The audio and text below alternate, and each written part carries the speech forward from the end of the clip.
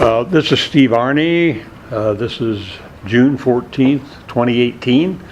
I'm interviewing Charlie Gamm as a part of the Marshall Library Oral History Project. Charlie's led an interesting life, as he will detail here for you, and particularly about his interest in the Civil War and his activities in participating in reenactments of the Civil War. So Charlie, take off. Well, again, Charlie Gamm from Marshall, Illinois. I was born around Quincy, Illinois, in Adams County. This is on the western part of the state, to Bernice and Ray Gamm in 1938, January 28th. On my father's side, they came over from Germany in the early 1800s. Then a few others came over from Germany in the 1860s. One of the women on that deal died on the ship over and were thrown overboard. Another ancestor who lived near Macomb, Illinois, died of a rattlesnake bite in the early 1800s.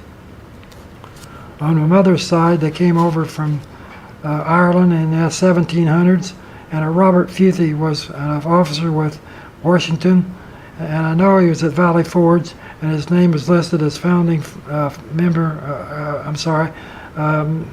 founding of two towns on the East Coast. He's listed as on the GAR record. My parents were from the Depression era, and my father learned the construction trade during the CCC camp program, and he worked and built state parks all over Illinois and Indiana. Just to name a few of them: Cataract Falls, Lieber State Park, McCormick's Creek, Shelbyville Lake, I think it is, Lincoln Trail Park, Mill Creek Park, and that's not only the dams but the park itself, and that's just naming a few of them. In 1938, my parents moved to Marshall, where my father and uncle worked on the government projects in Terre Haute for the coming war. They built ammunition dumps at south Terre Haute, where Pfizer's is, and north where Sony is now. My father went in 1942. My father went to Alaska, where he built the Alcan Highway, and that was. If you watch TV, they show like the Army did the whole thing, but there was sections that they sectioned off for private contractors. My father worked on that. We moved to Hanford, Washington after that, where I started first grade, as my father was building an atomic bomb plant. And for the end of the war, we went to Oak Ridge, Tennessee, where we worked on the atomic bomb plant there. And I can remember going up into the Smokies and feeding the bears as a little kid, handing food out the windows, which big no-no now. In 1948, we moved back to Marshall. Like I was trying to tell Steve earlier, I want to say that God's been really good to me, allowed me to not be killed on certain things that I've been doing, and plus have a lot of good mentors and good friends. I worked for 5 years for Foster Blizzard, a well-known grocery store here in Marshall. He was in business for a long time in the 1900s. I had almost 46 years with Kroger Company. I was on a union executive board for 45 years, which entitled me to do a few interesting things. We negotiated a lot of contracts for people all over Terre Haute and businesses at that time, which gave a decent wage and a retirement plans for a lot of people. Due to that privilege to be on there, I was on the United Way board, all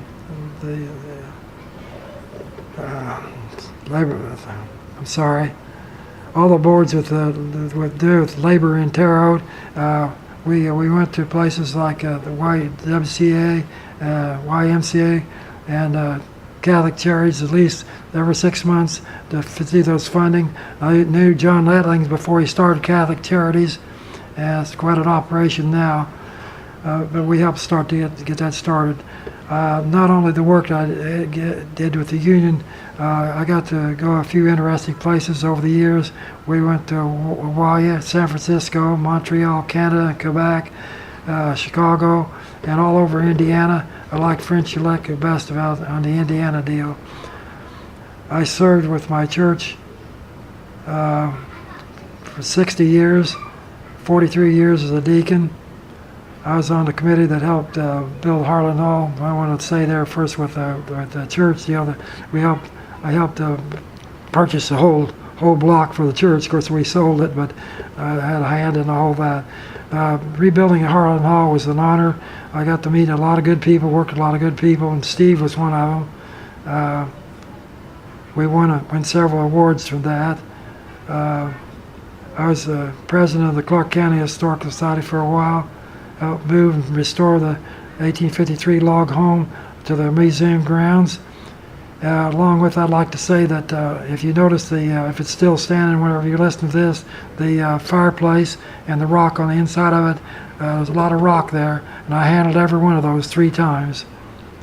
I received an award from the City Pride Award from the city, plus a Studs Terkel Award, and the one from the Studs Terkel, we got to go to the, I think one of the first groups at the Lincoln Memorial Museum in Springfield, and ate dinner there in a room full of people doing historic preservation and so forth, and got to do the same thing in Chicago with the group from Harlan Hall.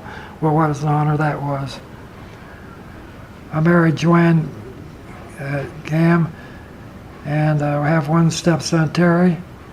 I want to hit just real briefly on motorcycle days. Those guys that's living now that rode with me, they'll remember some of that. I had one of the first K models, 52, and one of the first overhead valve Sportsters in the late 50s.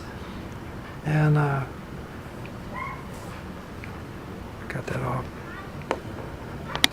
In 1975, we moved, I'm sorry, in 75, a fellow from Martinsville was on Channel 2. He's all dressed in Civil War stuff that he made himself, and my wife made him a fatal mistake and wanted me to watch this. So anyway, I called the fellow, and I got hooked on that, and been doing Civil War stuff ever since. I participated in the first state-sponsored TV tourism commercial down at McCanda, Illinois. That's south of Carbondale. Got a whole $1 out of that doing that, but it was fun.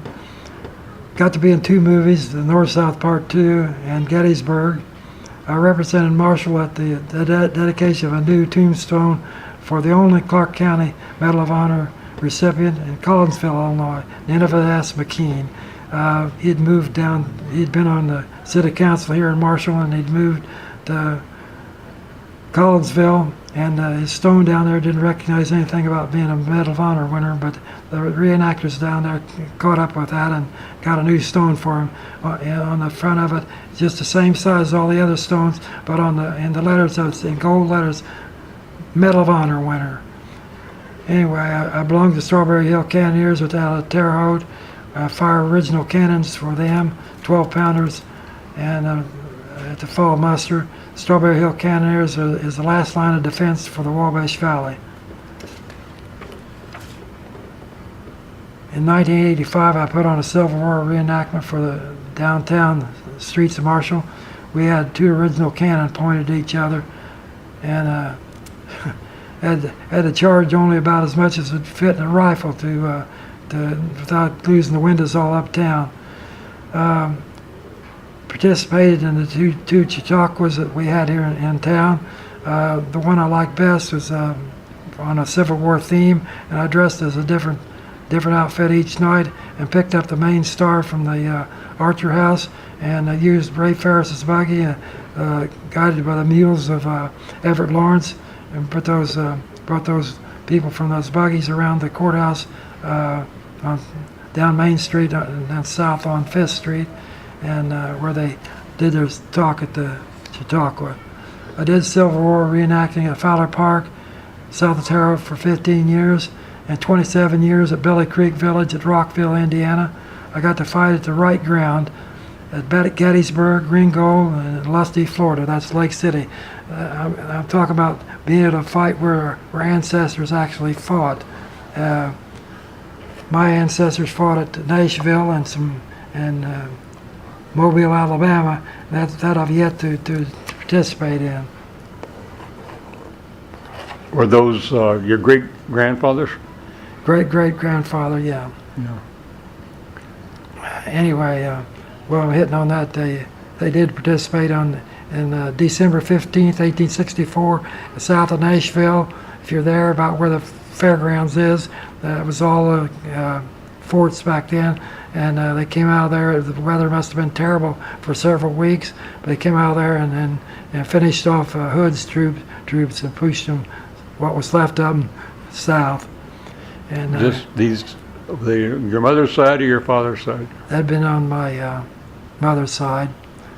And in fact, now that Steve brought that up, it's kind of funny doing the history.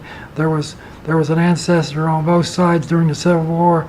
It wound up 100 years later, families married after all that. Back to the one with Mobile, my ancestor came in from the land side. David Farragut came in from the water side and took part of the city, but he didn't get all those forts. They were all infested on the forts, Spanish forts, and I'll not think of the other one, but that's where my ancestor came in with Granger, the general, on the land side, and took Mobile. Of course, that was late in the war. It may seem strange, but I was talking to Steve earlier about some of the things you learn. You can read about all this stuff, but then you actually go out and try to do the same thing that they did, and actually live on the field and maneuver the way they did back then. You really understand what's going on. It perturbs me that I've been to a museum and the National Museum there in Indianapolis several times, and they keep saying that a good soldier can get 4 shots a minute off. No way you can get 4 shots off a minute doing it the right way. That's why 90% of the shots didn't hit anything during the Civil War. 90%. How many shots could you get off in a minute? 3? If you're lucky, get 2 of them, because you're actually using a rammer. The only way we got around that is at Gettysburg, when I was in a fixed position, which is complete against the regulations. You're in a distinct spot where you're not moved. You stick a rammer in the ground between each shot, because that's your main weapon, tool to reload the gun. I'm a founding member of the Eliana Civil War Reenactors Club, mainly out of Danville, members of both states, Illinois and Indiana. The group does both Confederate and Union impressions. I'm also a founding member of the Sons of Union Veterans, Post 43, Frank Reed Post out of Tuscola, plus life member of the Sons of Union Veterans. That's a national organization. I'm an endowed member of the National Rifle Association. My whole family and I have been involved in working at the community theater for the past 22 years. I did Civil War reenacting at Fowler Park, south of Terre Haute, for 15 years, 27 years at Billy Creek Village at Rockville, Indiana. I got to fight again at the Wright Ground at Gettysburg, Ringgold, and Lusty, Florida, Lake City. I may have read that before, but I'm going to say it again. I have been reading and have all the copies of Civil War Times from 1959 to now. That's 58 years, the same as my marriage. I put on battles from every town, from Terre Haute to Vandalia, Illinois. Just to name a few. The movies, the people that were in the movies that I had a chance to participate in were Jeff Daniels at Gettysburg, and it's North South Part 2, Jimmy Stewart, Leslie Ann Down, Patrick Swayze, James Reed, and they said, don't talk to the stars, but we did talk to several of them, and they were really enthused of listening to us, and I had a picture taken with a few. I don't know why Hollywood didn't want us to do that. I thought other than they told us they were trying to remember their lines. But anyway, some of the things we remember. It's been my honor to attend an event where Jimmy,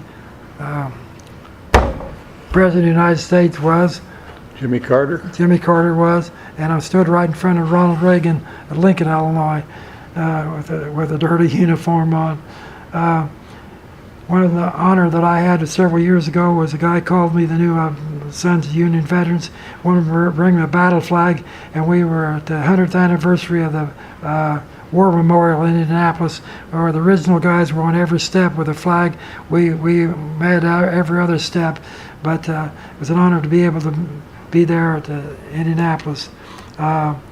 Again, I don't know whether I mentioned to Steve here about the parade in St. Louis. We were not only dedicated that stone to Nineveh S. McKean, but the unit that's in this film with me was the #1 unit in the Veterans Day Parade, which was an honor in itself. I've fired and for 10 years I fired with the VFW and the American Legion and all the cemeteries in Terre Haute to address the Civil War. I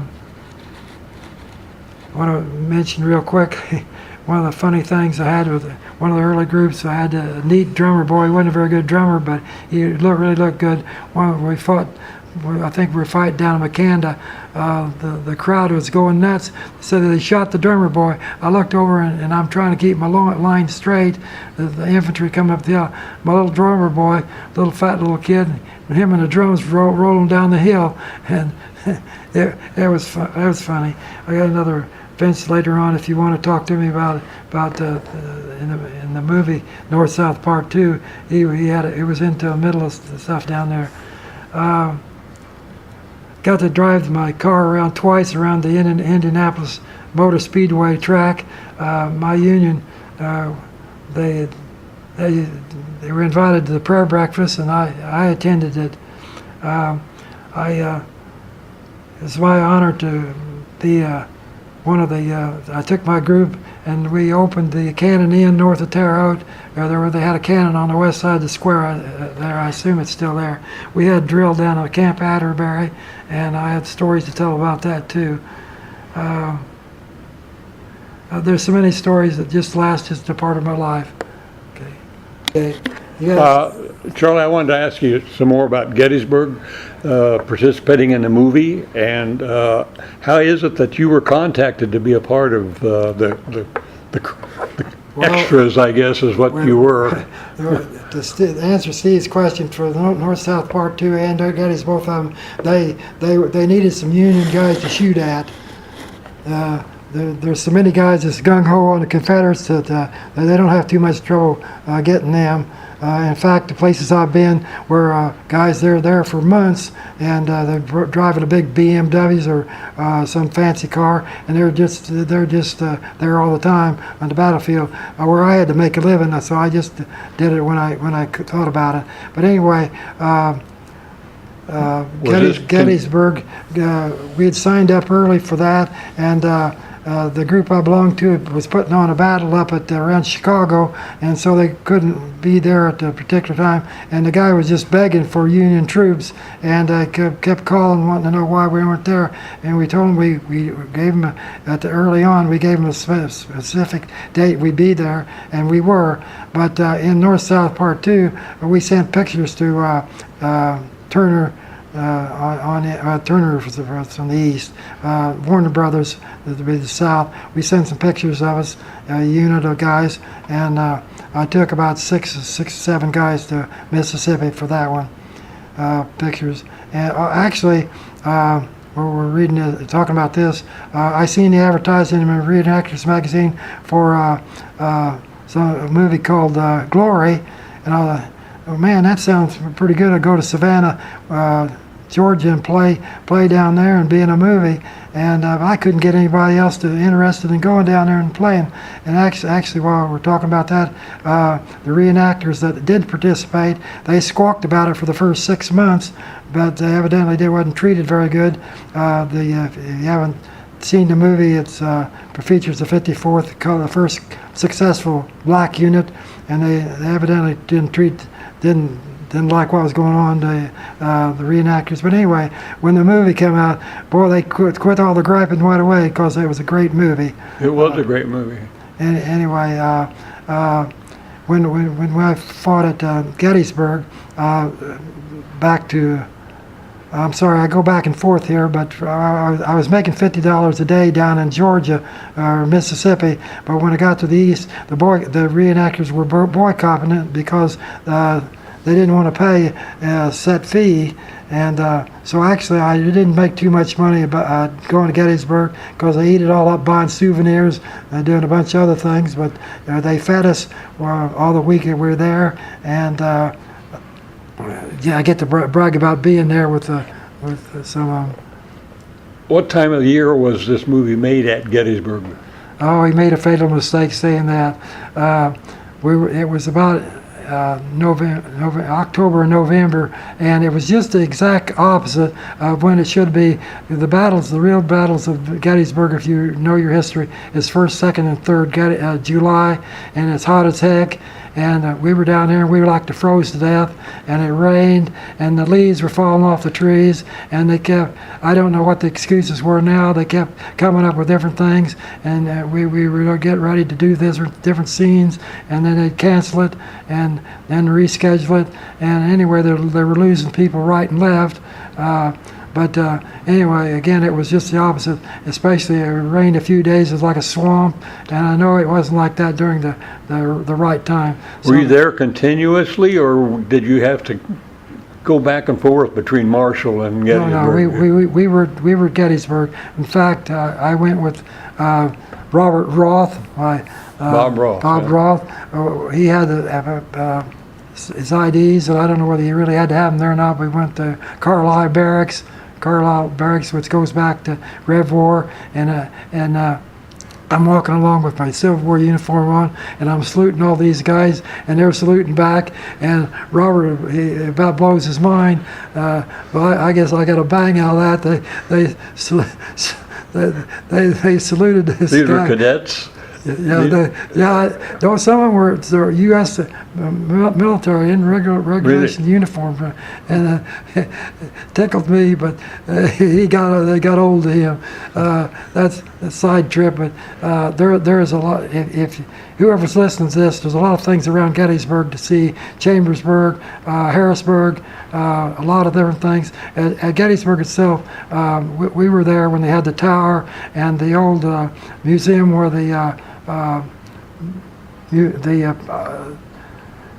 mural is all in a circle. It's in a new building, new museum now. It's all different from what it was than when I fought there. We were there in '88 and again in '93 for the movie. So it's all different now. Mm-hmm. Your uniforms, you originally they were wool, and the uniforms that you have now, they're uniforms, wool also. All the uniforms I've seen are right.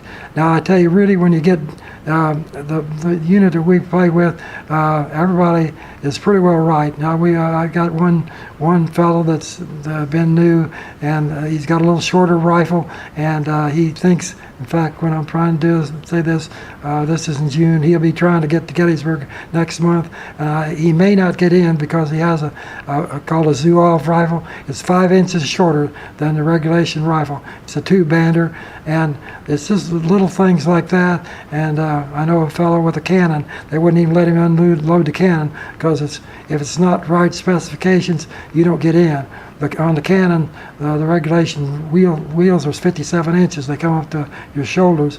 And back to this guy's rifle, one reason that's you want to be picky and right is because you can lean over that gun too easy and blow your head off, or somebody else's head. Is that why they were so long? Well, that's why they were that particular length, and that's what they used. Now, if I got shorter weapons, but it depends on what you're trying to do. If we're into cavalry, we're into a different situation. Carbine. Are the artifacts you have, are they all authentic, or are they reproductions? I have authentic artifacts, but again, like I mentioned earlier to Steve, you're a fool to go out and play with the original stuff, because no matter what you do, you're going to put a scratch in something if you actually do something. I don't just stand there. Seeing in a firing squad is different, but if you're actually participating with something, I'll give you an example. There's a veterinarian out of Springfield, Illinois. I'll not use his name right now, but he's well known, and he's done all kind of movies, more modern movies. But in North-South Part 2, he was Confederate cavalry during the first half of the movie, all dressed in gray. The second half of the movie, same guys dressed in blue, riding the same horses. They're all Union cavalry. Again, he took 2 big cattle trailers to Mississippi for that. Again, he's in quite a few movies, and I've seen him listed in several magazines. He makes money doing that. And yes, I really want to get picky about stuff. The Confederates are really picky, and you have to have a hand-sewed button loops on your clothes, and everything has to be right. Now, maybe not all units do that, but if you get to where you're going to do the national scene, you're going to be authentic, or you won't be in there.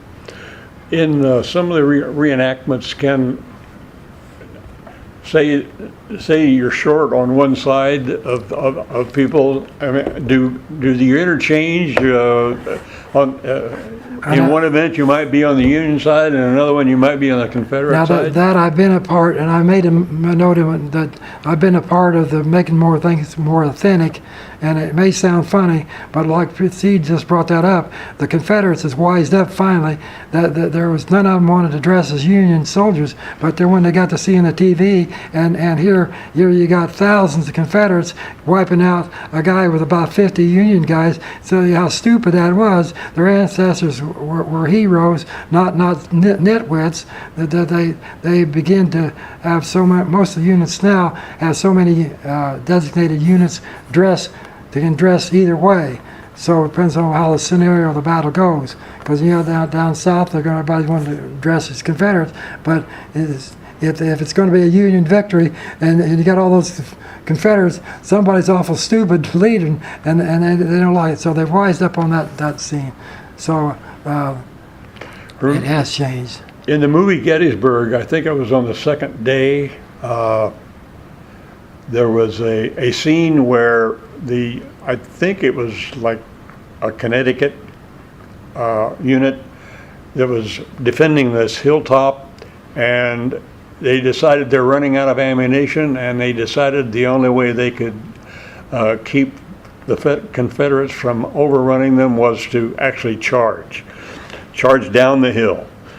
Do you remember, were you a part of that scene? Do you know the scene I'm talking about? I was at a part of that scene, and before leading up to that scene, Jeff Daniels as Joshua Chamberlain went over and over and over his lines. You would think that 1 or 2 times would be sufficient, but no, the movie does it about 10 to 12 times, and we knew his line better than he did, and I'll not mention on this tape what he said, but he threw the pistol down one day when a chain fired and stomped off the scene. But anyway, as it got to where Steve was talking about, his original one, and I've read Joshua Chamberlain's original memoirs, and he gets the word out, fix. I don't think he ever got out the word bayonet, but he said fix. We started running off the hill, and somebody could have really got hurt on that deal, because I know I was running down the hill pretty quick, and nobody in front of them. But anyway, they had a designated group that were hand to hand, and fortunately I wasn't into that. I could see some off to my right where they were mixing it up. But then when it well, Steve's mentioned that that really happened. Joshua Chamberlain and Oates as the Confederates. But when we first got to Gettysburg, we pulled up, and our tents matched what was the scene of a guy that had just left, a Sibley and a wall tent, and our headlights hit the tent beside that, and this guy comes out, and he says, well, a guy that at the same time tents, and he's not coming back, they've left, and we'll set up the same place. But then the second guy came out of the tent, he was cut from his ear clear down to the bottom of his chin, and it was still kind of bloody looking, and I'm looking at him, and I said, what happened to you? And he said, I got cut by a bayonet the other day, and cause they gave him a whole bunch of stuff to shut him up, I think, but man, I mean, what am I getting into? Well, And you mentioned that, did it get personal sometimes between the Unions and the Confederates? no, personal. You're talking about mixing it up? The real war that was. No, I'm talking about in the movie. Well, as one example, I didn't see all of them, but I knew that when in the North-South Part 2 for the week, the complete week that we fought in Natchez, Mississippi. Again, we were out north of Natchez, about say 10 mile. Anyway, in that week, I know of 75 real casualties, 75. And for one example of one, we were standing on this breastworks and everything was quiet. And I thought the director had there was a bang, and I thought the director was starting a movie or something. Now I look over to my right, 2nd Brigade, and there's some idiot. He had been fiddling with his rifle, and he sent it straight up, and he looked over the top of it and shot it. And I'm looking up in the air, and about 30 feet in the air was his kepi. His hat was up in the air, and of course, he shut his hat off. Yeah, somebody hollered for the ambulance, and of course, they took the ambulance, brought the ambulance. He not only shot straight up, got his eyes, and his hat. Well, anyway, accidents happen. That was one of those. And the other thing is, it rained this one day. We were down there, and we had these earthworks. You have a big ditch, and you throw the excess dirt up, and so you got a parapet. You not only jump down the ditch, then you got to climb up this incline. And then in the meantime, at the top of the hill, at the top of this earthworks, guys are shooting at you all this time. Well, these guys takes their bayonets and sticks it in the side of the wall, and then so they can walk up that side. But we had several guys run up to that ditch and jump in. They're stuck clear up to their waist in the mud. And then you got other guys coming in there jumping in with fixed bayonets. Well, Charlie, you've led an interesting life, a full life. It's full of all kinds of different things, and I actually share your interest in the Civil War, although I never had the opportunity to participate in any of those movies or drills or so forth. But I know I certainly have a lot of respect for the fact that you've done it. To make it even more boring here, I've been invited to been to a lot of round tables, one at Danville and one over Greencastle. Years ago, these guys over Greencastle just wanted me to come over so bad, but that's a long way to drive once a month to Danville. I did to Greencastle. I did that for years, running to Teotopos. But anyway, I was going to say, being working in the grocery business, I waited on this one lady. Her husband wanted me to go so bad to the Greencastle event. Anyway, one day she came in, and so much fire was coming out of her, and she said, there was a guy there from Kentucky. He'd written this book on some battle in Kentucky. The battle lasted an hour, and the guy talked 2 hours on the movie, on the book. She was so mad. Her husband wasted all that time. The guy, again, an hour battle for 2 hours to talk about it, And anyway, I never did get involved in that. Well, we thank you for sharing, Charlie, and I'm sure that people who listen to this and read the transcript will find it very interesting. I hope so.